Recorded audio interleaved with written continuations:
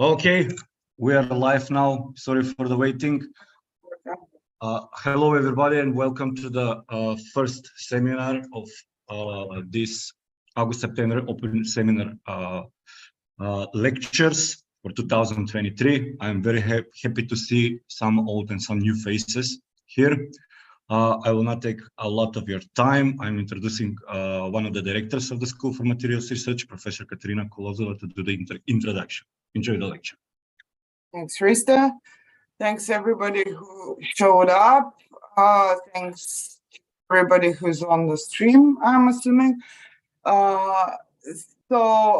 Only briefly, a brief introduction of the institution or the interinstitutional platform that SMR is. So the School of Materialist Research is an education and research into university grassroots platform that offers integrated credit programs, seminars such as this one, open seminars, special programs, and research initiatives that address the materialisms running through contemporary science, philosophy, art, mathematics, design, architecture, and politics. SMR was founded by the Center for Philosophical Technologies at Arizona State University, the Institute of Social Sciences and Humanities from Skopje, where I am now, the Department for Architecture, Theory, and Philosophy of Techniques at Technical University Vienna, and the Critical Inquiry Lab at the Design Academy Eindhoven, and serves as such, as a platform between these institutions plus another educational organization from Estonia, serves as a global hub for education, research, and experimentation at the intersection of the humanities, social sciences, creative fields, and the STEM sciences. Let me just add a little more information to this presentation I just gave of SMR. SMR is increasingly focusing on organizing on-site events. It had almost a year ago, basically, an event that took place in Skopje in collaboration with Goldsmiths, with Matthew Fuller. Then we had an entire summer school in Amsterdam, which was this summer in June and July, which was fully on site. That was run by the Center for Philosophical Technologies. And most importantly, we're opening our summer campus in Greece. It's a small place called Olympiada, which is in fact the ancient Stagira, the birthplace of Aristotle. You may have heard of the place. So we are going to start organizing live, in-person, on-site summer schools, seminars, open seminars such as this one, but also integrated credit program type of courses. They're on-site beginning next summer. So that's one novelty. And regarding that, just a tiny bit of further information. The present call for the integrated credit programs that will run this fall online, of course, enables you to, in fact, apply for a significant discount for the summer schools in Greece next summer. So that's it regarding the institutional setup. As for Erik's talk, I think that you were able. I'm assuming you were able to read. Abstract, just to present Erik briefly. Erik is a scientist and theorist currently working in the areas of bioinformatics and evolution. His Yeah, from Croatia. His research focuses on the foundations of science, emergent knowledge paradigms, and the roles biology, culture, and technology play. He has published and presented his work globally through venues including Tongji University, Publication Studio, MIT, Curiosity Collider, Microsoft Innovation Labs, Free Dogma Press, New York University, Simon Fraser, Furtherfield, University of Victoria, Viva Press, and Shanghai Tech. So now, Erik, finally, the floor is yours. Thank you so much. Thank you so much. It's a great privilege to be here. And yeah, we'll just jump right in. I think I'm going to try and get the chat open. I'm going to share my screen here. And basically, let's see. All right, let's see how this works. Okay, so yeah, feel free to use the chat at any time.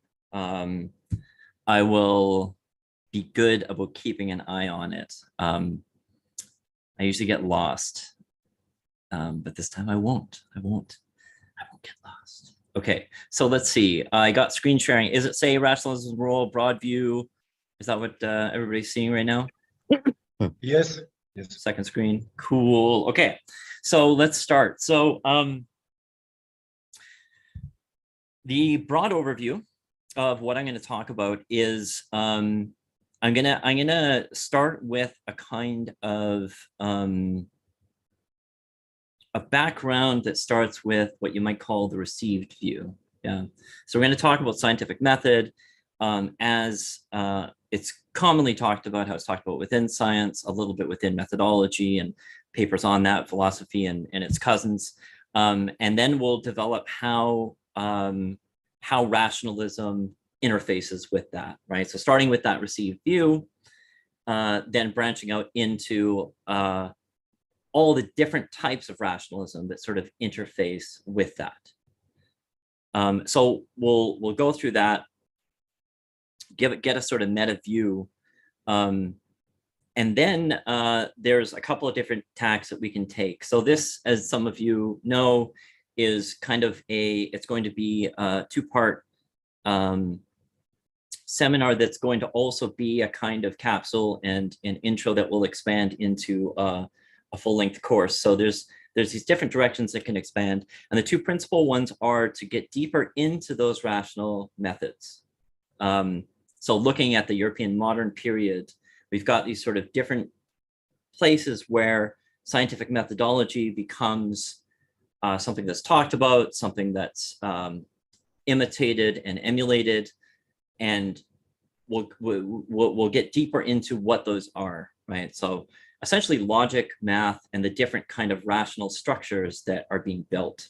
And the second move is to then contextualize that in non-Western contexts, in global contexts, right? So to look at different mathematical, logical, rational methods through history, right? Into these sort of broader epochal categories. And in the course, it'll be really about sort of developing, your own kind of methodology, learning different graphing techniques, or learning whatever mathematical, logical areas that you become interested in. And here it'll be starting to introduce what that toolkit looks like, right?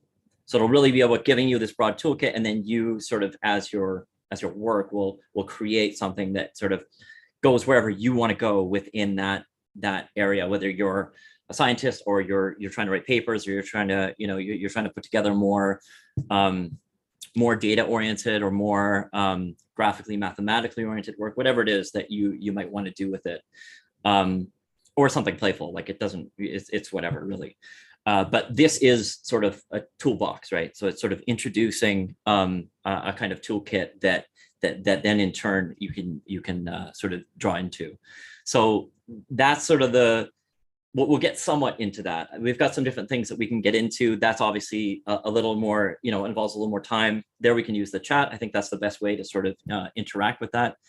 But I'll introduce you specifically to some different techniques that have existed. So that's enough for introduction. Let's get right into it. So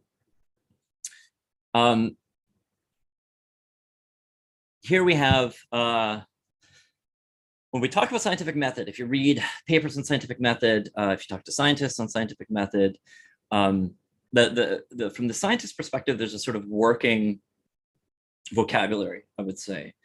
And the science as a discipline, the last 150 years or so, the word and the categories existed for that long, and it tends to have a bit of that word came about instead of natural philosophy as a descriptor, with a sort of utilitarian bent that you've got a career, right? You've got someone who's doing not just natural knowledge or engagement with inhuman things or things beyond social and human concerns, to do with geography, to do with astronomy, to do with whatever your natural choice is.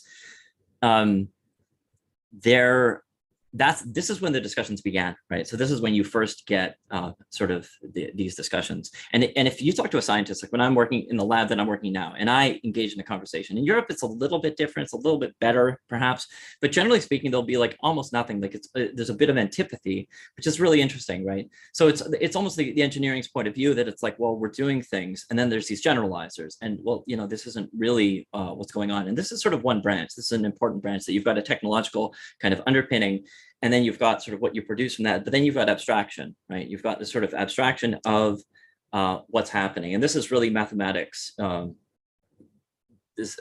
period. Like that's just what mathematics does, sort of takes a few technologies or a few different contexts, and then it sort of generalizes.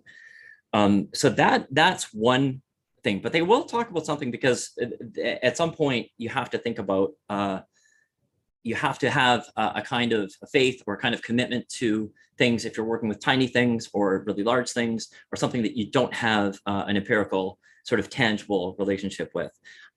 So Popper is someone who might get brought up, right? You might have someone like Bacon brought up, the Baconian method, which is sort of the start of the scientific method. We'll talk about that. We'll talk about what's involved, what Bacon's writing about, and how other scientists are responding to that. Again, really focusing on the European context, and then we'll look at how that expands outwards. So I've got two different kind of back and forths here, and one, Popper is a figure that is talked about by working scientists, which is interesting, because Popper is someone who, as I'm sure a lot of you know here, he's sort of it's almost like, we went through Kuhn and Feyerabend and some others, and we're like, he's kind of wrong or something, right? Like you're kind of done with him. Whereas in science, it's like, he's like the only guy, the only one who people talk about. And there's something interesting going on there in terms of what are the heuristics that you need? What are the heuristics that you want as a working scientist? His kind of limited rationalism, if you were, it's interesting as a working system, and why scientists have found that's something that they want to grapple onto, versus figures like Mill and Bacon, which traditionally are sort of within this empirical tradition, right? But this hasn't really translated. On the continent, you don't have there's within this empirical tradition, there's this sort of localizing, right? You always have an idea of working tangibly, working visually, working with your senses in a way that just sort of grounds what you're doing. This is a constant, but we have to keep reinventing this, right? We have to keep reinventing this with new technologies, with new abilities, symbolic technologies to translate. We need to reinvent it. And empiricism really is the British reinvention of this. And as soon as this gets on the continent, it tends to sort of be left alone. They don't know, continental thinkers maybe sort of mention Bacon, but then they don't know what to do with him. He didn't create any rational systems. He doesn't have anything in terms of something you can actually use, right? And Mill is kind of similar. Mill gets to a kind of inductive logic. He gets to a sort of utilitarian picture where you're applying socially a kind of workable rationalism, you could say. And continental scientists, continental thinkers don't really pick up on what he's doing. On the other hand, Newton and Popper, on the other side, who you might call somewhat responding, somewhat allied. I mean, Popper is really responding to the logical positivist, but there's sort of a trail between these empirical and positivist and pragmatist thinkers that are thinking really are localizing the phenomenon. But as soon as you get to continental thinkers working between different countries, even in the European context already, you sort of demand a deeper rationalism, more formalisms, more tools, more things to work with. And Newton is a great example of that. He's sort of in the empirical tradition. He's not really a philosopher of empiricism, but nominally, his idea of hypothesis no fingo, which is really his way of saying that, I don't know what to do with gravity, but here's the thing, and then this is now sort of, explaining different phenomena. And I'm going to go hard on the rationalism, right? So it's, even though it's taken as an empirical statement, really for Newton, it's about just sort of, black boxing or sort of saying, okay, I'm going to just say this, and then let's go deep. Let's go deep with developing different rational systems, different mathematical systems that then on the continent, I mean, people are going wild over. He is hugely influential from Euler to Lagrange to Laplace and the rest, all these formalizers that are taking the calculus and really developing it, right? And of course, there's a lot of other people in that, but coming out of this empirical kind of dialogue. Whereas, I mean, Locke and Berkeley, Hume, I mean, there's really, there's a sort of, we kind of agree with what's going on. Bacon kind of, but then what do you do? I mean, he's got a sort of rhetorical political system, Bacon, and he's got these idols that we're sort of reacting against. And there's a sort of move against Aristotle to a kind of new version of Platonism. It tends to be framed within Euclid, within the sort of more formalized characteristics of Plato, but that building to the Platonic solids that's going on in the elements, and this sort of idea is now the new kind of reaction. And with the printing press and this kind of explosion of mechanical technologies, especially the symbolic ones, you have this need to reassert something different. So it's definitely part of that, but it's really figures like Newton that we'll really be focusing on. And we'll see, well, what is it? What is the toolkit that people are really drawing upon? What is really the sort of the logical essence of this scientific revolution, right? And now we fast forward, a couple hundred years, and we're with Mill once again. Mill is sort of seen as, I mean, it's almost commonsensical sort of stuff. He's sort of developing these empirical relations. Well, in his case, utilitarian sort of ideas and inductive ideas. But what do we do with it, right? And it's not until you get to figures like Popper, who has a much more thoroughgoing rationalism that he's dealing with, and he has the falsifiability and so on. And of course, again, like Newton, you can get to Leibniz and other figures we'll go deeper into. With Popper, he's really drawing upon people like Peirce and other figures that have a much more developed logical structure and deductive structure. So that's kind of where we're situated.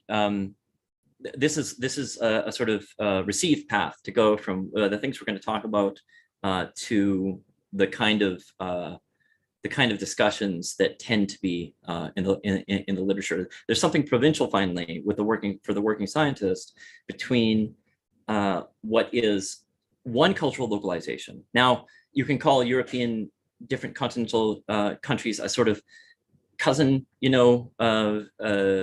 cultures that different language, but some commonalities, and they're relocalizing these in different ways. But you can see even for that, there's really not much to work with just this sort of provincial, national cultural kind of idea that doesn't translate too well. Now, there are some people who do translate. German thinkers especially tend to be the few that identify to some extent with the empirical tradition. And Kant's one of them. And Kant's going to be interesting in sort of thinking about how that system translates and how the Euclidean kind of imaginary becomes something that lasts a while, and is epitomized in him and then sort of develops from there.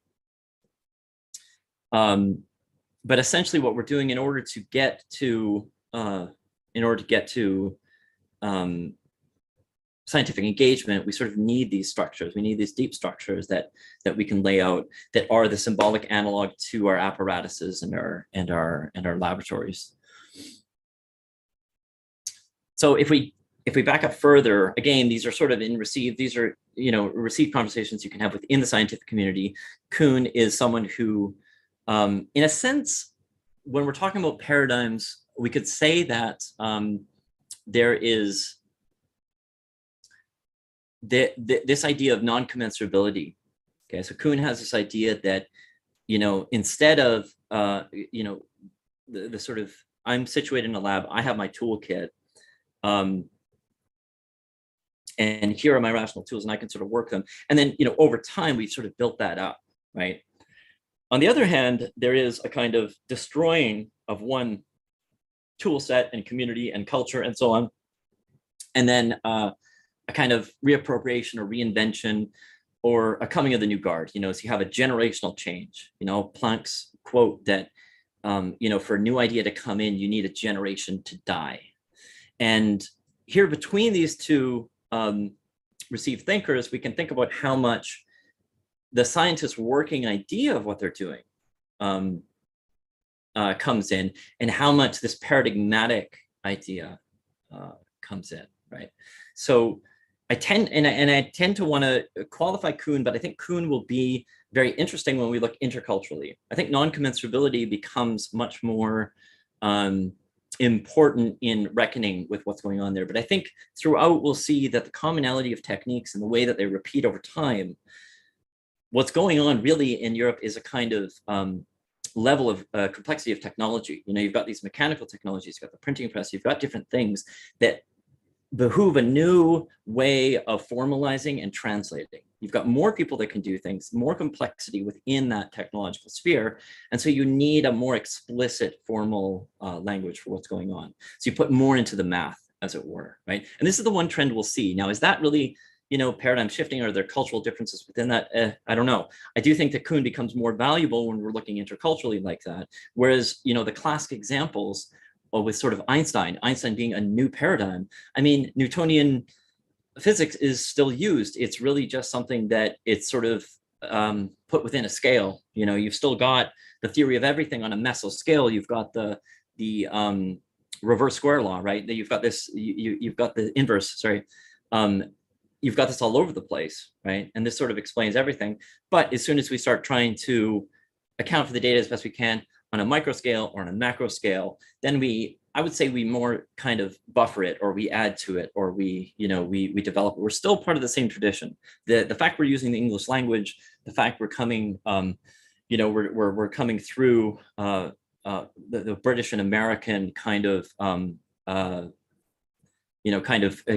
concentration of resources and of discourse. This is really the key factor, I think, right? So there's two ideas that are within this, right? One is how we have these ideas evolving, which I'm going to sort of suggest that we've got a technological evolution and you've got rational systems that evolve with that. And with all these technological developments that we've had over the last few hundred years in the European context, this will become a way of gauging that, and then it will become a framework that will allow us to look more broadly. Within that, though, there's always this question. There's always this sort of Kuhnian specter. You've always got, however smoothly we think it might be gone, we've got Alexander who conquers Persia and burns every library, right? And there's just an inherent bias, deep bias in that. As we look historically and as we're trying to estimate the most probable general history, the most objective history, that we're just missing a ton. We're extremely biased, and we can't go back. We can't recover that. We can't recover that continually looking back and amplifying and detailing, European history as we go into techniques, through different periods. We're indelibly going to the Greeks, not because it's always a weird. It's a catch-22 kind of circular tautological thing where you keep sort of saying that this is where things are centered, because you kept going back to just that, and you kept and you're not translating other things, right? So Greek, obviously, foreign language for many, but it's been translated so much and it's been looked back on so much that you've got a sort of cultural continuity, right? Euclid is not really a foreign at all. Somehow Euclid is at the center, right? And that's something that you create over time. You really kind of keep going back and back and back. And now, yes, a global view is a bit more present because it's a little bit ridiculous as we, as we have a very mercenary system or a very immigration-oriented system, such as America, Canada has, that you can only maintain that so much, right? But it's still a sort of peripheral thing that we've got this periphery kind of growing. We've got Chinese and Indian systems, maybe the Babylonians did some stuff and, Muslim culture, okay, fine. But then you're even going deeper within the core. So when you look at the techniques themselves, this will be an indelible thing, that translation, that Kuhnian spectrum will always be present, right? That we're able to look, if we take the time when we translate, we can start to see something like Pascal's triangle, which is going to be a great reference. This sort of core rational idea is something that, happened already 1500 years before in a rhetorical context of all things, and again and again and again in different times, right? So there's the Popperian continuity, but then also to be imagining that and recovering it, we're reckoning with this cultural difference, right? This labor of looking across to, of gaining a more consensual, a more potentially objective perspective, right? And within that labor, indelibly, we'll look at how that model maybe was fully worked through within a context that we know, that we kind of back translate through, and then to kind of encounter something like when you have a totally different number system or base system that is mapping, celestial phenomenon and earthly phenomenon as you have in Babylonia, and you kind of have in a lot of different places, right? As we'll see, for me, the system that's actually being used is it's a little bit more. There's always multiple systems, sexagesimal 60 base or 12 base, which tends to be, this is what they were using. Well, I think you're always kind of using decimal. You're always using, fives. These are always in the mix. And now, obviously with modular arithmetic, there's sort of all of these things at once. Now, if that's a bit, what's happening, don't worry. We're going to go through step by step.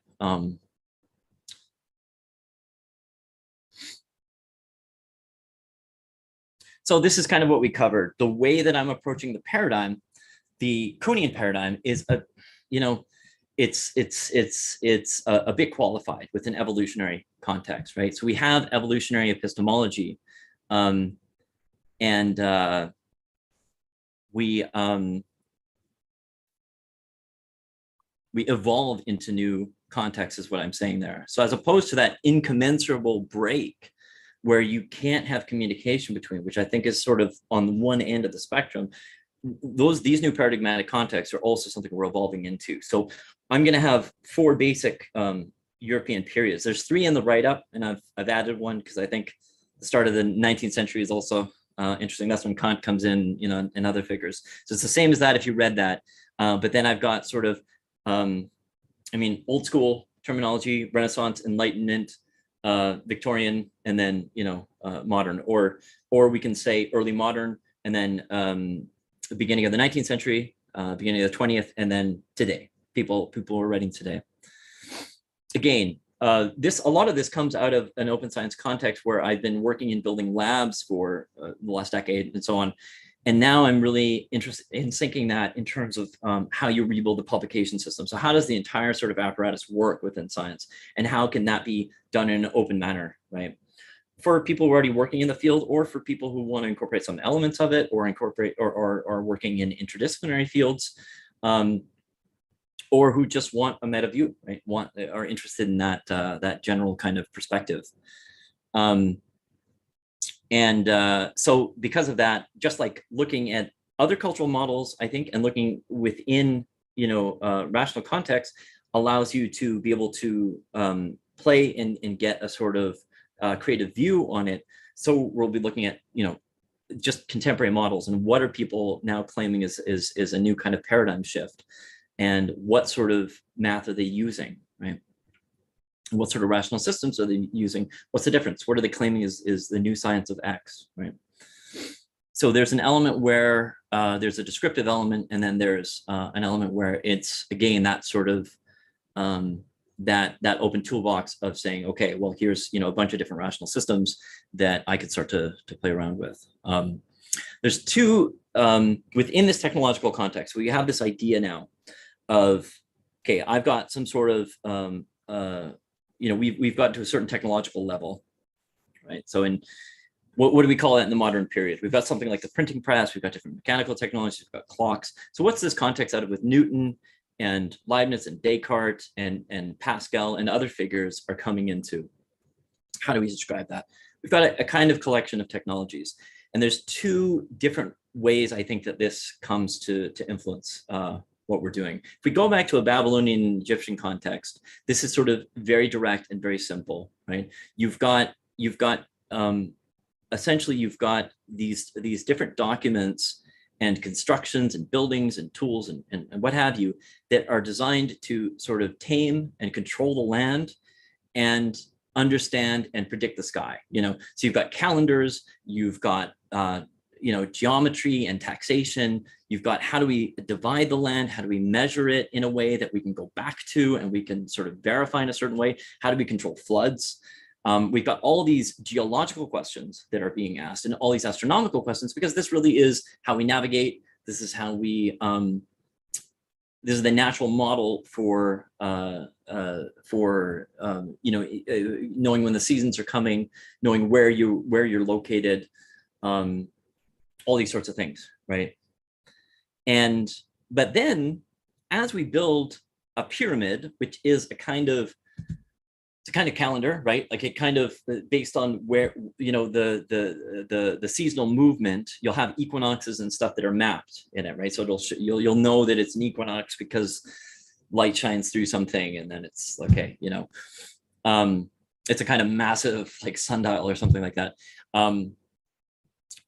But not just for the day, right? Like it actually will map a whole season.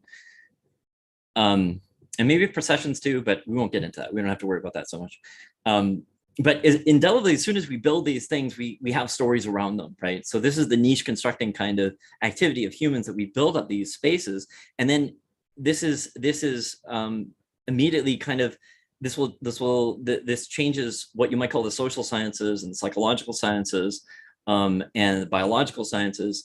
So these change because of these extra tools and how we interface with these tools and then the environment, right? So we're always we have this tool existence that then is sort of building up, right? Life with the pyramid and life without it, life before it and after it, and life with the clock and life with the printing press and after it.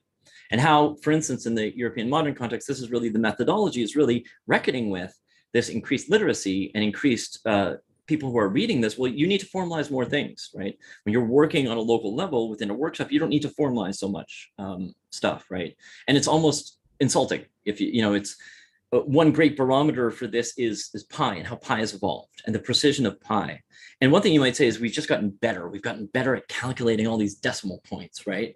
We got to 7 decimal points in in the Three Kingdoms period in China. Oh my God, like it's like they've gotten bigger brains, On the other hand, when you have a certain level of localization, when you're Babylonian, you're using 3 and it's working and you're doing the things you want to do, you're building canals that are diverting the Tigris waters, it's really a sort of non-knowledge to be considering that you need more and more of this, translative, hyper precise kind of stuff, which is really, it's not relevant to the science that you're dealing with. It's not relevant to the kind of knowledge that you require to be able to have the predictions that you want, right? So you have predictions outward and predictions inward. You have predictions into the world and predictions back into the body of people, whether it's sort of, social kind of organization and control, and then environmental control, flood control, weather prediction, which we've always had, we've always not been great at, right? You don't need chaos theory to kind of suck at it. So now let's look at those 4 periods. specifically. Let's get into this European context. So these are more to orient, so that as we get into them, we have a way of let's see, yeah, there we go. We have a way of thinking about what's going on. So once again, to reiterate, as we build up, this apparatus, which in this early modern context with Descartes and Pascal, Galileo, Leibniz, this is classical scientific revolution stuff, right? This is the method time. This is when we kind of invented the method. Some people was, no, it wasn't until like, Peirce and so on, and maybe it was, but it's kind of starting here, right? The imaginary and the idea of oh, okay, when were we more inward facing? When were we more when did essentially the resource base of Europe and the colonial and imperial kind of power start to center things here? So yeah, I mean, there's all kinds of, we'll see, there's all kinds of people like Fibonacci who are doing all kinds of stuff, all kinds of interesting mathematical stuff, but it's really by going to the Middle East, it's going to Baghdad, and it's translating, it's being a trader, that he can actually be part of this. So a fundamental distinction is that there's this inward facing kind of quality to what's going on. Right now, is this a special psychological thing that happened at that time? Well, I think you'll see that this is what for me, it's a rational question, right, or a materialist one, which I think is relevant for us right now, as opposed to one where there's a kind of does it change? Does this internality change? Yes, but we're not talking on the level of suddenly having kind of magical abilities that weren't there. There's always a cultural mythos of us and them, and again, the paradigmatic barrier of overcoming that towards an objectivity that can work in a Popperian working framework, where you can actually have conjectures and refutations, you can actually have debates. Well, cultural boundaries, biases don't even allow that, right? They'll get in the way of that. It'll just be dismissed before you even get to a debate. And this is, again, the Kuhnian specter, why it's so essential to have it in the mix, because it's not like, when you're not translating anything, or you're eliminating other cultural artifacts, you're destroying a library building or something like that, well, you're not even entering into the debate, so you can't even begin to ask that question, and that bias is sort of inherent within the history. Now, having said that, I mean, the scientific revolution is a lot's going on, a lot's happening, and there are a lot of new technologies that are being developed, right? This is real, right? There's all kinds of new mathematical techniques. It's not just that the Giza was a big battery or whatever, they're saying, and it's like, we just didn't discover that, or there's like Atlantis and they had way better technology. Like, I don't know. I don't see there's no story that you can build off of evidence about that, right? So a lot of the techniques, for instance, the calculus that gets developed, this really is a sort of, a contribution to what's going on. There really is a sort of level of complexity. Now, why is that? Well, there's a lot of reasons, right? You need more of this translation. You have more literacy. You have more people that can work with this material. And so you want to be able to formalize more of it, right? You want more precision with something like pi, because now you're sending it more and more to places where the level of expertise is varying. The level of minimal kind of workmanship is present. But you need this kind of, it's like the phone support experience, where it doesn't matter if AI is replacing these guys, because like they're just reading this, they're flipping the pages, and there's just like no knowledge whatsoever, and there's this formalized system that they've implemented, that they've got, they've outsourced, and here it is. It's sort of pre-baked into it. Now, how do you scale to the level that a contemporary corporation scales to? Well, this is one of the things that you do. So this is a matter of scaling, of resource accumulation, of concentrating these ideas, and you get a deeper rationalism, you get a deeper symbolic, technological universe that people are living in. And yeah, math really develops. And if that is the yardstick for science, which I think is sort of what gets to the core, then this is absolutely significant, right?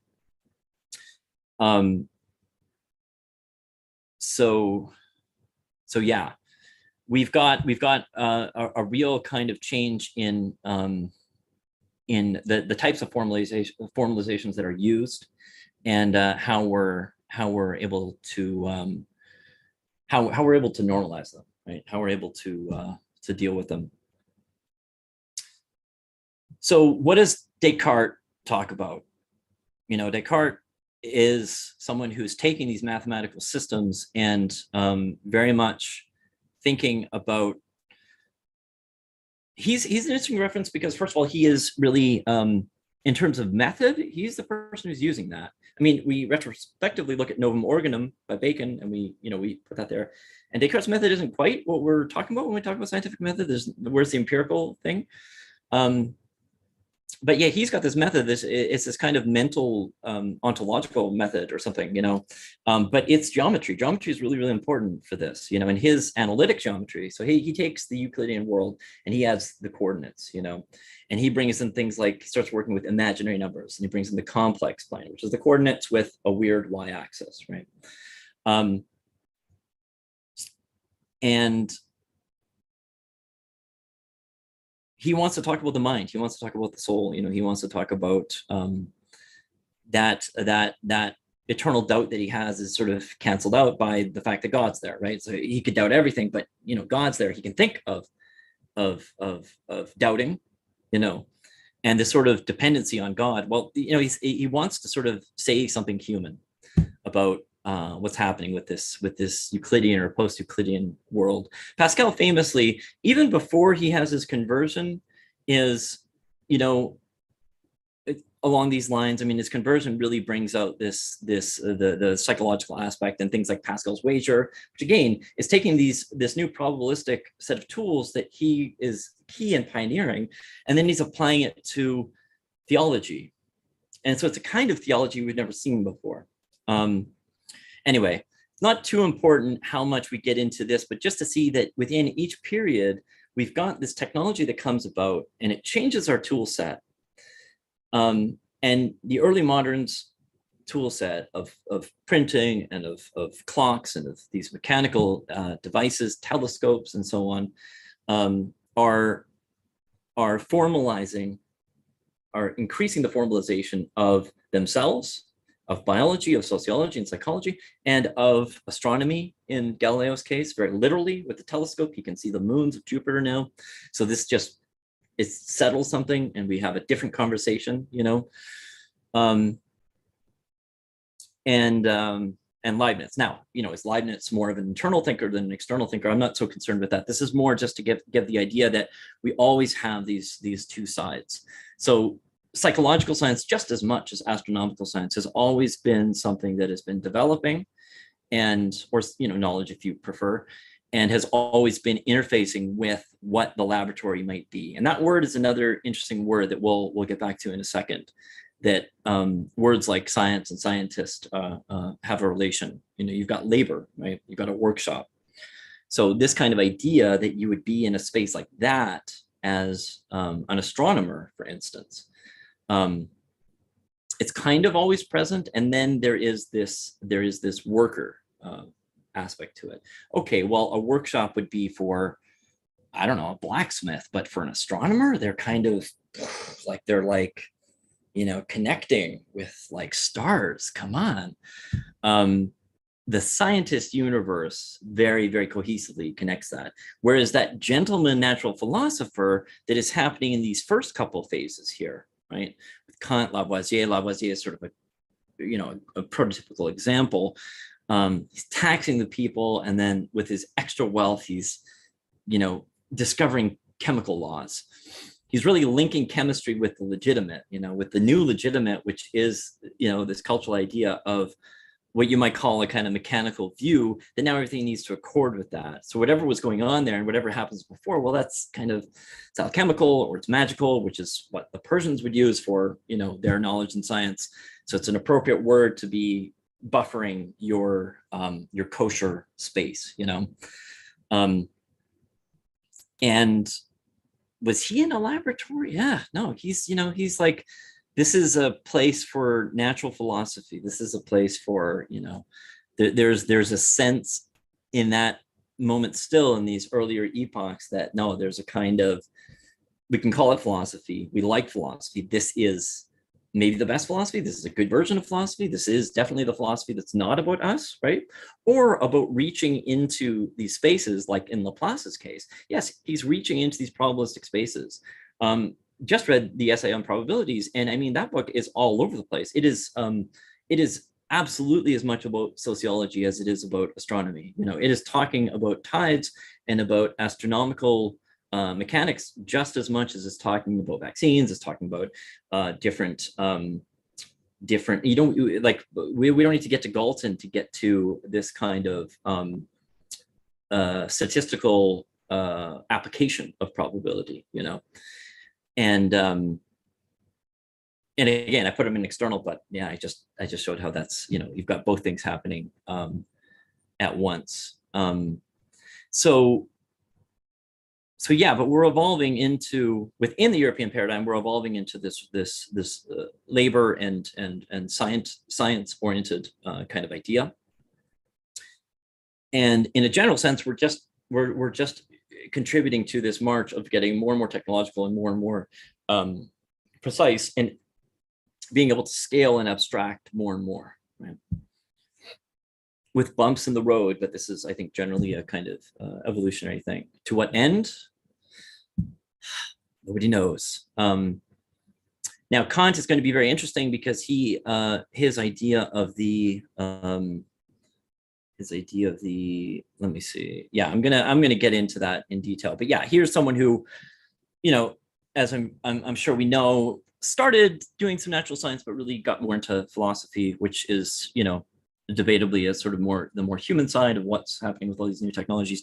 Euclid's a big thing for him, and he has a particular, his sort of categorical view of that, which marks an interesting marriage of what the early modern thinkers are trying to do. They're really trying to legitimate Euclid and this geometrical method, and he kind of does that, but in a way that kind of kills it. You know, he's got his mental models of everything, right? Everything comes down to this this subjective idea of reason and practical reason and judgment and all these things that are very much in a subjective space that very quickly start to change. What does that change turn into? Well, by the time we get to the end of the 19th century, we get to the beginning of the 20th, we have this sort of crisis in rational thought, right? And in logic. And we've got this searching for, if the Euclidean axioms are not in the world, to sort of put it bluntly, right? Then what, and by the way, this question has been asked over and over again. There are all kinds of thinkers in all kinds of epochs that ask this. But again, within the European context, that's something that had been invested to, this sort of much more detailed articulate kind of constructing of the five solids through 13 chapters of the elements. And this is really what we're building on. We're building on this. And if now the parallel postulate is being questioned, and we don't know if Euclidean geometry is really, if you know, that axiomatic base is really the place to start. If we've got these other geometries, non-Euclidean ones, what else do we have, right? And this explodes all over the place, and you've kind of got symbolic logic on some level that tends to bring it together. Things like set theory, which are very important, which, although we have all of this qualification of it, we've got Russell's paradox, we've got Gödel coming in, and it's never a foundational system, but it seems to be as good as we get. Because if you read mathematics today, you still have this carryover through Bourbaki and the structural kind of approach, and you know, this Zermelo-Frankel set theory, which is kind of qualified, trying to find some axioms, you know, this sort of 10 axioms that work. 8, sorry, I don't know if, but you know, the axiom of choice, for instance, we're not sure. But there's a crisis. So Peirce is one of the people here where he's trying to find, okay, what is the new foundation for these things? What is a way, if we can't work off that, you know, the axiomatic system of Euclid, what do we do? How do we sort of build this up again? You know, the truth tables and the phase 1 of Wittgenstein, phase 2 isn't really involved in this discussion, I think. Although he just kind of, or you could say that phase 2 kind of just gets fuzzier about what's going on, that it's a family resemblance. These truth tables are not. It's almost like he's getting into the questioning of the excluded middle and the sort of like the binary category at the core, which will start with people like Boole, right? Boole is really taking someone like Aristotle again, we've got, in a sense, we've got to shift then back from Plato to Aristotle, which is a constant in the Greek aspect of the European imaginary. You've got this Christian side, and then you've got this Greek thing, which is kind of going to Plato, kind of going to Aristotle, kind of going more to logic or going more to a geometrical kind of thing. And Boole really, yeah, he wants laws of thought. He wants this sort of basis within these structures that are the binary system, or really a kind of logical system, this or that. The excluded middle is right in the middle of it, right? No pun intended. It's very much like, okay, we've got a sort of discretion at the core. You know, you've got these sort of, not a fuzziness, not a continuousness, but a this or thatness. So we've got different people, you know, coming up with new axiomatic systems. And Poincaré, his conventionalism, he's very at home with the non-Euclidean geometries. He's very at home with where Einstein will take physics. All the weirdness and the very non-Euclideanness of 20th century mathematics, he's at home with, and he makes sense of it through conventionalism, and he contributes like crazy to a lot of it, to branches like topology and so on, and you know, relativity. So at the core of this, though, is a questioning of where the roots of math are. And you'll find through history, again, a good creative place to go is this will recur. But here we've got our version of it, and a version that is sort of played out at a level of complexity that we haven't, that we arguably, I think we haven't seen. So what happens then when we go to the present, and now contemporary mathematicians, contemporary scientists that are proposing and presenting different views of what science is doing, what rationalism, you know, and different systems that we use for publication, for discussing it. We've got I'm going to say, broadly speaking, we've got these new kind of axiomatic entities that come about 100 years ago. And now we've got this kind of, almost like you're getting more and more into the depth of them, or you're complexifying what's going on. One example is if you think about how statistics and probability evolves. Laplace is supposedly a sort of synthesizer of the classical method, right? And then we get 100 years later, and we've got Peirce, who's still, well, no, let's go from him to Boole. Now, Boole is a so-called frequentist, and so is Peirce. What does this mean? Well, supposedly, you know, Laplace is still tied to these material objects, to the die, to the coin, and no coin, no die can ever be perfect.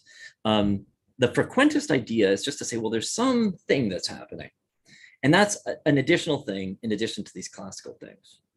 So the way that that's evolved in relation to Bayesianism, which is just like super cool now, you know, is really to say that, you know, you've got, I mean, what the sort of myth of it, it's like the fractal myth or like the quantum myth. The idea is that, oh, everything's, you know, it's like math is suspect and it's just how you feel, right? And really it's kind of the opposite, that we've taken, just like we were talking with logic, right? And we're talking about how you've got, in Wittgenstein, for instance, you've got the truth table, got true and false. And then his family resemblance is kind of like, it's kind of like, well, there's a lot of points between, right? Well, Bayesianism is like that. It takes the frequentist points that are abstract, that are mathematical. They're no longer, you know, this sort of, this dice. And then it says, well, let's go inside them, right? So let's sort of look within that entity. And I mean, within that decision, you don't have this exclusion. It's not a this or that. No, it's 0 to 1 probability, right? So you've got these 100 points, or however many points you want, million points of continuous. Well, that's a constant debate, but at least much more continuous, or many more data points, or much more detailed, right? So it's actually mathematized much more deeply what's happening. So there's many ways in this manifest. There we've talked about probability, that's one. Okay, we've talked about logic, that's another. Another way is what Strogatz does, which is, you know, tied to things like let's call it local phenomena building into global phenomena, right? Which again, we can formulate in this idea that, well, you can consider this entity, this cell, or this group, or this flock, and then you can look at the details within that, right? So we've got the new entity, but we're looking into it. We're getting deeper into it. In Barabasi's case, he's really interested in networks, and you have things like network hubs that form. And there you've got, well, you've got a sort of causal element that's being kind of built up. You have many, many nodes that are connected by different links, but then you've got the Google and the Facebook and so on that concentrate all these. And so if you want to describe the network, or you want to take down the network, or you want to predict the network, whatever it is, you want to understand what's going on, you can actually reduce those million nodes to maybe 50 ones that have almost all of the links. I mean, I'm just making up numbers, but it's like maybe 98% or something. Like, by and large, you can sort of consider it like that. So then the question starts to be, well, have I got one network now? Should my basic, sort of entities, my causal, my assumed entities, my sort of foundational entities be the hubs? Maybe the hubs are all similar types. And as soon as MySpace falls, Facebook rises, I don't really need to describe the insides because it's the same formula, right? It's, well, they've got a combination of a decent interface, and then they've got tons of advertising, and they've got they've got these components, and now I can just say this is the component that will dominate that network, right?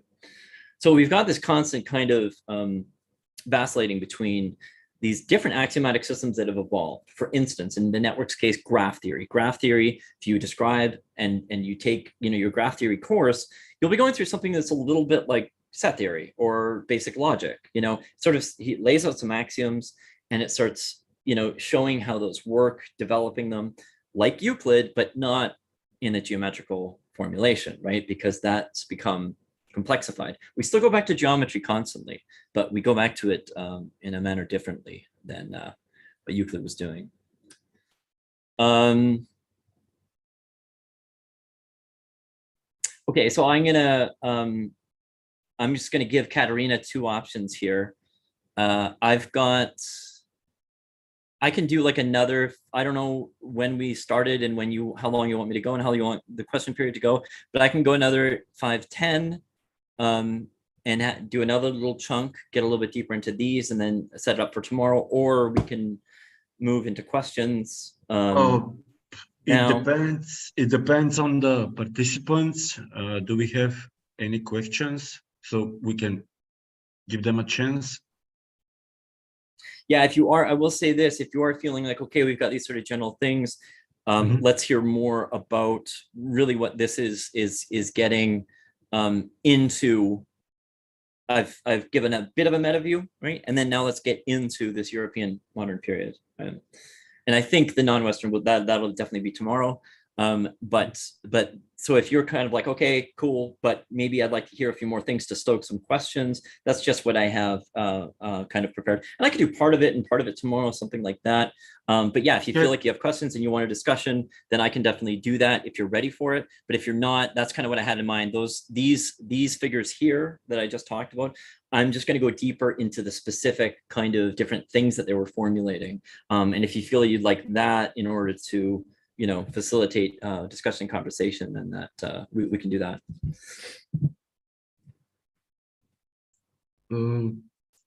I think that we can do that. So we can do that. Okay. Yeah. Okay. Good. Yeah. I'm assuming they're still alive, right? Okay. The names are still there. Okay. I don't want blood on my hands. Okay. Death by too much rationalism. Okay. So this is okay. So now I'm just gonna keep talking about the same kind of thing. At any point, especially now that we're in the latter part of the discussion, I'm happy to keep talking. But yeah, feel free to put the hand up. I think I can see the hand. Can you put your hand up, Tristan, so I can see what that actually looks like? If I've actually, I don't know if you guys like the hand thing. I think I figured it out. Okay, Martin's doing it for me. Okay. You're just doing that because you're nice, right, Martin? Or do you actually have a question? I'm applauding you. Oh, Okay, cool. Okay, but that was the hand up thing, right? That you just did? No, I'll show you the hand up thing. Oh, that was interesting. Okay. Here we go. Oh, that looks the same. That's the hand Except up. okay, good. So yeah, do the hand up if you want to. Applause is welcome as well. But I have a question that's only tangentially connected to this, and that is, you bring up Poincaré's role here, and the introduction of n-dimensional space, and we know that Poincaré is one of the developers of phase space, which was an attempt to move from the precision of dynamical systems to the fuzziness of statistical modeling of complex contingent processes. And I'm wondering how you see the role of intuitionist mathematics here, because I'm really fascinated by the pivoting role of one of the founder of intuitionist mathematics, which is Leopold Kronecker. And we can see that he's a pivot because he influences not only Poincaré by introducing the notion of reconstructing all of mathematics based on integers and the continuum, by pointing out that the integers are built by the delay or the role of time in the space between, I'm using space in parentheses, between the number 1 and the number 2. And that notion of continuum influences Poincaré's attempts to marry algebra with n-dimensional manifolds. But he's also really influential in the role of the continuum with respect to immanence in Husserl, because he was Husserl's mathematics teacher.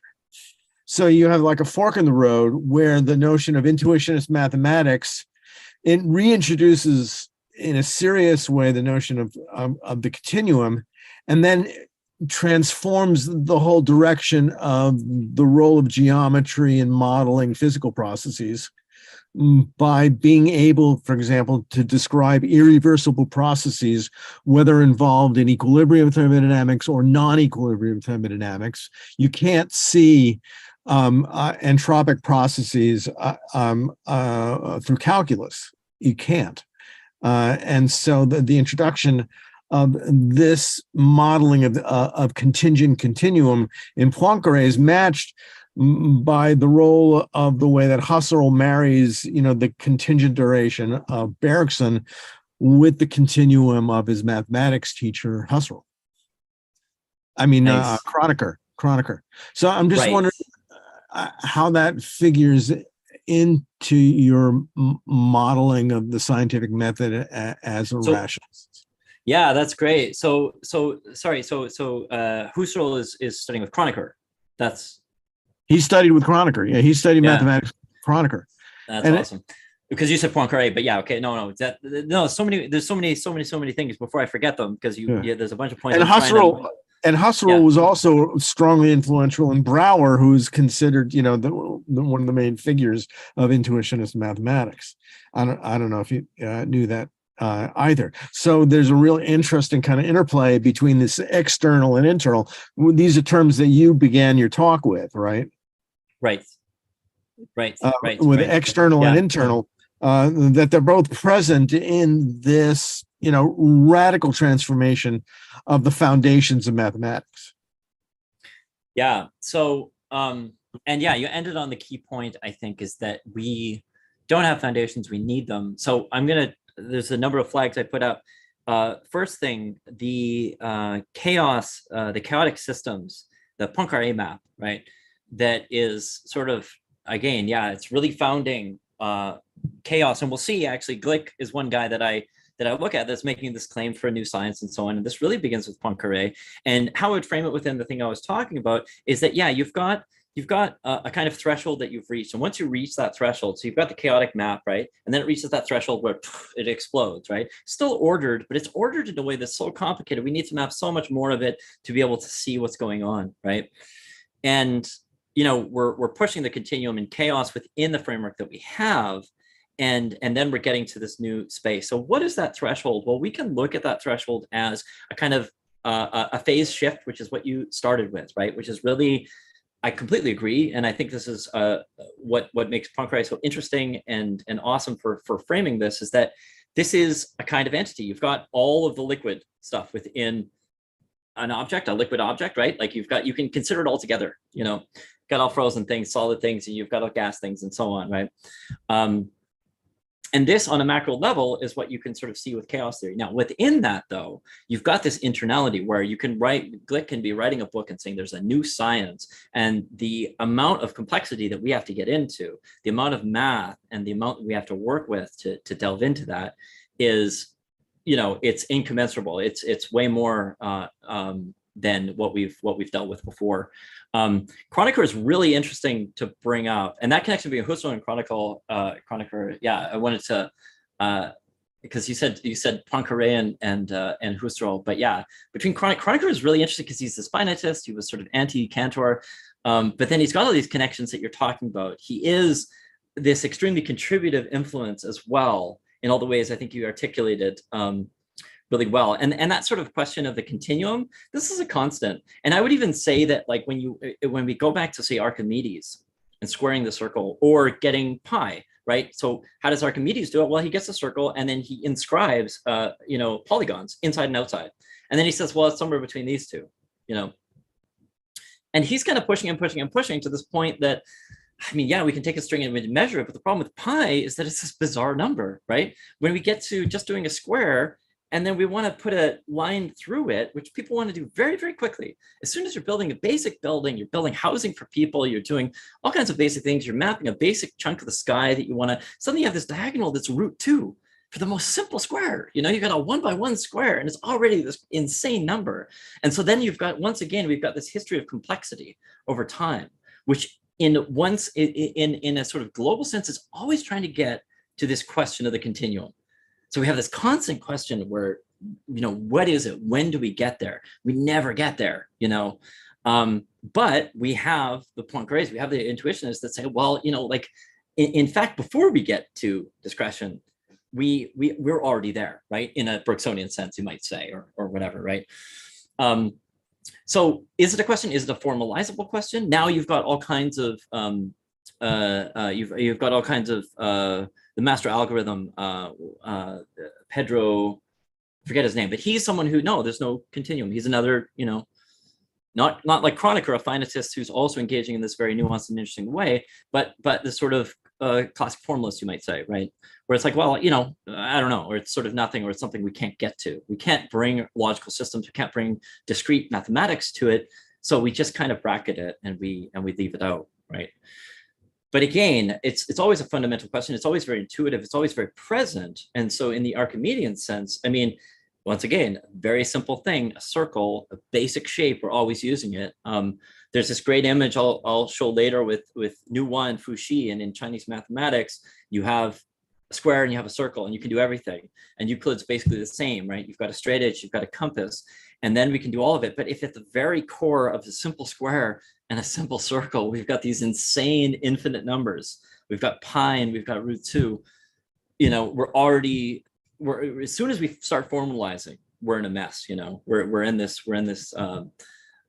great tension. And I think you did a really good job of talking about how that's happening at the turn of the 20th century, right? And the figures you mentioned, I think, are great complementary figures to what I'm trying to think through. And I think all of them are doing this kind of move that, well, I mean, I can get into the deeper, let's see. Yeah, these new axiomatic forms.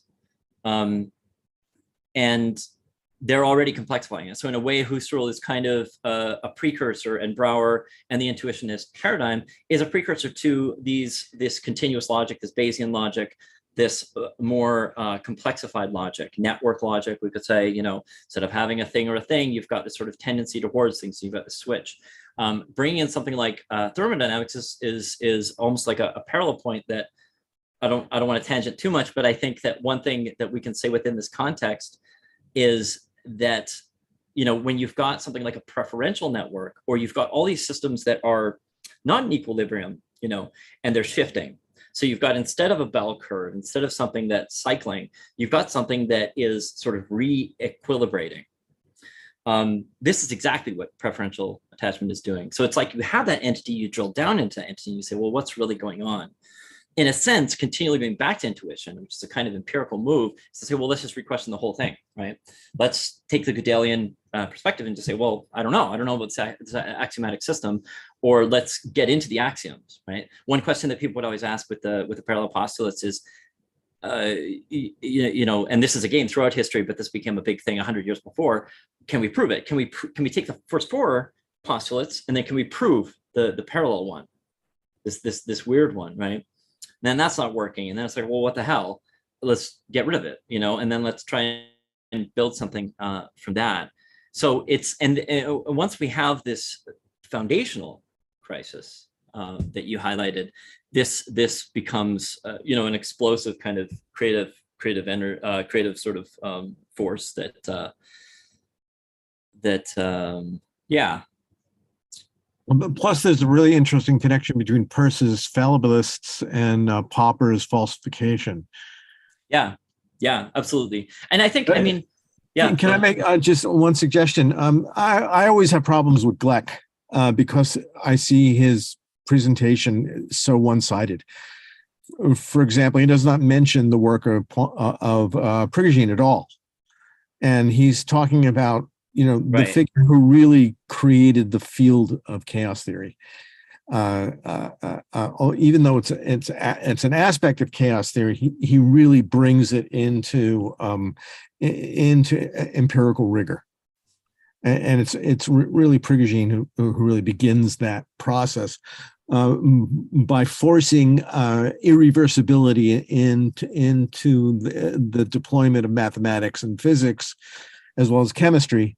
And then I would also suggest that, the book that Prigogine wrote with Stenger's, Order Out of Chaos, following the earlier From Being to Becoming,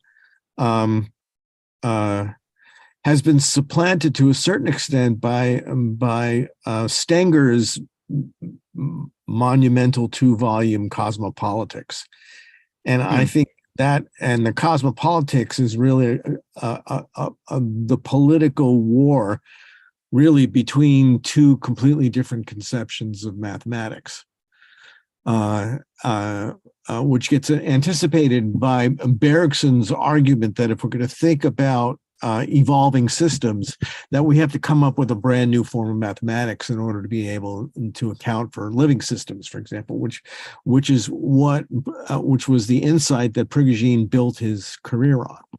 And so Prigogine spent all of his life trying to find the mathematics that would be adequate to his description of irreversible systems far from equilibrium. And even delving into irreversibility in quantum dimensions. So anyway, I'll leave that there. But I think that might supplement your use of Gleck. I think in use. Yeah. Yeah, I think, it's very much, this is a cultural thing. I think this is the Kuhnian specter. I think that Prigogine, the Anglophone, scientists, there's a sort of really, there's Popper works, and then there's sort of like, I just can't delve into that, and this hasn't been part of how I've gotten where I've gotten, and then we've got this intracultural system. And part of my interest is that while I'm working within science and I'm doing this stuff within science, and it's a very difficult marriage. So it's like, let's start with your most received characteristics. And in this case, it's just starting with people are making the claim, and it's very Anglophone. It's very within this sort of cultural system where they've got books that are sort of that are sort of influential in the media and sort of present in the media.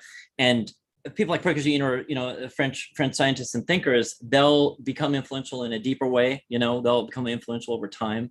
So it's sort of like, okay, well, what's the initial claim? And Gleck is, he's very interesting for a science journalist, but he's absolutely on the side of who's sort of kosher. And the fact that he'll even talk about Wiener or something, like these are people that, well, we can talk about von Neumann, but and you're bringing up other figures like us, like Bergson and Husserl, who, although he's coming from Kronecker and he's coming from a deep mathematical tradition, somehow these are the battle lines that have been drawn, right. That Stenger's is also a part of. Great authors, very interesting authors, but very, very emphatically, like Feyerabend, they're taking arms against that, pick whichever system you want, right? Feyerabend against Kuhn and Popper, or and then going back to Aristotle, and they're really, it's going to be a future synthesis for that kind of thought. They're in a sense are sort of ahead of what's going on. And the way that you pointed out that the intuitionist school, which again, okay, let's just look at like the most received tradition, and then let's sort of get into more detail about what methodology is doing. And there you can start having more divergent views, right? You can start having intercultural views, and then you can have a more sober debate about this. Let's defetishize what's going on, get under that cultural sort of bias, and that is absolutely in science communicators like Glick, and then we'll see. Well, come on, yeah. I mean, there's a whole bunch that's missing. But even starting with just him, you can get into a very interesting kind of framework for getting into those details. That once you get into Bayesian logic, which has a prior system, which is very much has an arrow in it, right? We're sort of getting into, are we getting more subjective, or are we getting more complex mathematically? But in a way, in order to account for the intuitionist thinker, which they couple with a constructivist demand, which is actually a more formal demand for the proof and for mathematical processes, all of the new maths are actually okay with it, right? Complexity and chaos theory and all these things have this sort of, I don't know if I can touch that. Friedhof Capra wrote about that, and now you've got people like Strogatz and Barabasi, very mainstream, very influential in science, just completely kind of generic. And Glick, with some omissions, they're kind of fudging the history, but they're very much making complexity science and accessible. I mean, not just accessible, but mainstream, kosher for scientists, I mean, it's getting to, because it's in the mainstream now, it gets to the public more, right? And there's less of a stigma. There's more of a synthesis between that sort of battleground that was drawn, and then a synthesis. And it's better than Capra, I think. And for me, there's some real kind of repetitive flakiness there, right? But it's really mainstreaming these. And then so I think if you go back to, what's her name, the author who recently wrote a book on comparing talking about Bergson and Einstein, and I mean, a lot of these thoughts that were sort of tabooed, now it's like, okay, well, I don't see why you can't talk about logic, that Buddhist logic, or that's a great book, by the way, the one on Bergson and Einstein on time and the debate. That's a terrific book. Jamela, she's from, I think, Indiana University. She's a philosopher of science. That I'm blanking on her name, but I think I just what I'm talking about. But I mean, that, like, the fact that she brought, that was like, she was just able to bring in Bergson into a sober discussion and get a TED Talk and have actual press. Because you see, I mean, people who are on that side of the map, they don't get mainstream press publication. They don't, and this, we're in a context now where, for me, I've been able to incubate thoughts within these more cultural settings, within these more radical settings, right? And I can I can synthesize this, but at the same time, I'm going back to those labs and I'm trying to find a way, how can I actually, open up these spaces like Strogatz did and so on, but a little bit more. And she is someone who, I just thought, wow, Bergson, really? Like, and that's a book that's popular, that scientists are listening to. And I think that might be, Deleuze talking a lot about Bergson, that's one thing, right? But now the mainstream Anglophone press actually being able to have that conversation. And I think that's a good. It took Deleuze to bring Bergson even back into the conversation again. Right, even for the French human, the French kind of like arts philosopher, right? Yeah, absolutely. But now that he can enter the mainstream, and like I think there's a lot to be said for how what is the science that Strogatz is proposing in Sync and Barabasi in Linked, is something that when you look at the kind of things he's talking about, creativity books, so there's all these converging different things. Now within psychology, creativity literature is very, very mainstream. This art science thing, there's a number of AI creativity sort of, and then suddenly Bergson is like, okay, well, there's no longer whatever debate we had and whatever worries we had to sort of, like batten our trenches and sort of, like protect our terrain. It's not really, it's not there so much. So then suddenly you can have that book that comes in that, And one of my favorite essays on creativity is actually by Poincaré on mathematical discovery, and it's actually very Bergsonian. And they actually knew each other really well. I mean, they were both part of the Académie Française. Bergson won the state prize in mathematics in France as a lycée student, and first met Poincaré at the awards ceremony, I think, and they actually collaborated. I even have a first edition copy of a collection of essays that Bergson put together that Poincaré contributed to. So that connection is an interestingly reversible one, where Poincaré influenced Bergson at the level of mathematics, and yet Bergson also influenced Poincaré on his modeling of creative processes. Yeah, that's great. And Poincaré is one of these linchpins that, I mean, God, going through all of his, like, where is he situated in math, and how has math evolved over the last 100 years, and just the amount of things that he has done. It's like Leibniz. Leibniz is another one of these amazing figures that when you read them, there's so many things that are just so unacceptable. Like, you just like, well, how do you deal with this? I mean, Newton's already there with his, what he's actually doing with his writing, what hypothesis on Fingo is actually doing with his alchemical work and all that. But yeah, you've got these figures that, let's just look at them, let's read them, let's get the story. Here he was at a mathematics competition and Bergson won, and so wherever you wanted to pigeonhole him or you wanted to somehow dismiss him, it's really hard to do if you just open that up. And so this again is that Kuhnian spectrum words. Can we have that debate? Can we have that conversation? Can we get to a more objective level, right? Can we actually be able to open up science in that way, in a contemporary and a historical way, or in an intra-cultural way in this case, right? That we have these different perspectives. Can we talk about them? Yep. And yeah, Poincaré opens up a lot of I didn't mean to dominate this conversation, so let me bow out at this point and let other people folks contribute. No, it's good. I'm flexible because I got this, and I can lump it into the next one, and all this is I love to just talk, so I'm happy that I'm happy we're that there's continuing basically with the same topic tomorrow, Martin. So yeah, the conversation can continue as well tomorrow. But for tonight, is there anybody else who would like to say or ask something? If not, Martin, you can continue. Yeah, well, we can round it out. We got 3 minutes, man.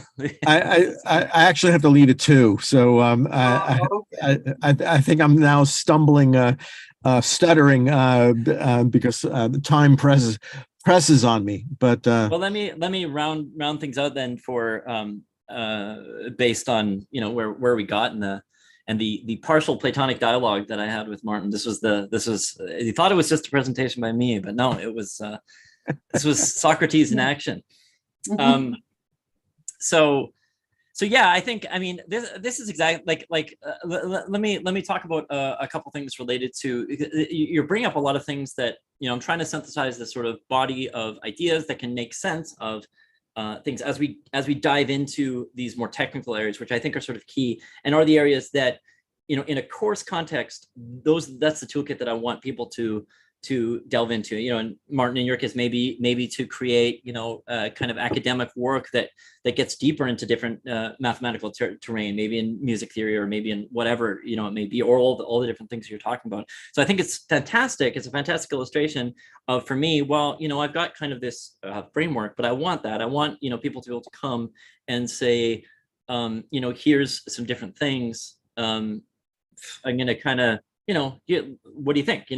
And then, maybe I have some things to say that sort of orient them in some way, but it really is, in bring up Bergson and Poincaré, it really is about the creative act and how, if for Poincaré, that's a key part of science. It's almost like there's a vestige there, maybe continues with Einstein, maybe with a few people. It's kind of coming back.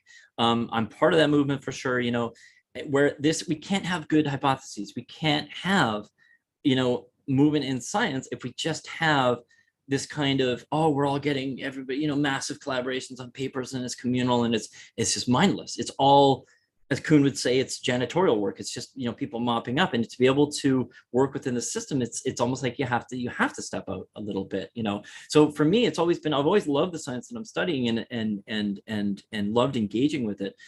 But there's a lot where, even taking a mainstreamish figure like Glick, there's a lot of doors that you open, maybe not radically in that case, but bringing the radical into the mainstream or some of it, and making it so that it is something that can get into science, which tends to be, because of its pragmatic orientation, especially in an even more pragmatically oriented society, it tends to be sort of locked into that cultural bias and locked into that religiosity and so on.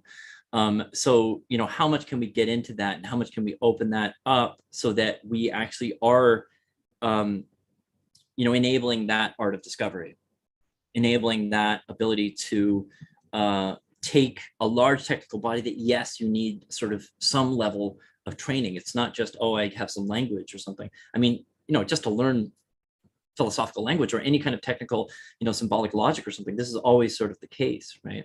But once you have that, then how is a contribution actually made? How do you invent math? How do you create new philosophical and logical categories? Well, this is essential, this is essential to that. So yeah, so tomorrow I'm going to delve deeper into this kind of European modern period of thought, and then we'll start to get into other non-Western contexts, and we'll do some examples if we want, or we can tangent into conversations, whatever you guys decide to do. Okay, so cool, Martin. Just check Take it easy, Erik. Are any Great. questions in the stream? Rista? No. Yeah. Okay. So do you want to wrap up for this evening, Erik, and we continue tomorrow? Yeah. Okay. So thanks for tonight. So tomorrow, same place, same time. Hopefully Isidro will make it to moderate tomorrow. If not, I'm here. Our colleagues from Arizona are on holidays, so anyway, some of us will be here to host the event. And thanks, Erik, again. It was very interesting. I had a couple of questions, but I'll ask tomorrow. You sure? Yeah. Okay. Well, it's my questions are very naive and very simple, but I am assuming the responses are long, so that's why I'm leaving them for tomorrow. Okay. Well, anyway, it's up to you. It's up to you. Yeah. Thanks for tonight. See you all tomorrow then. Okay, bye.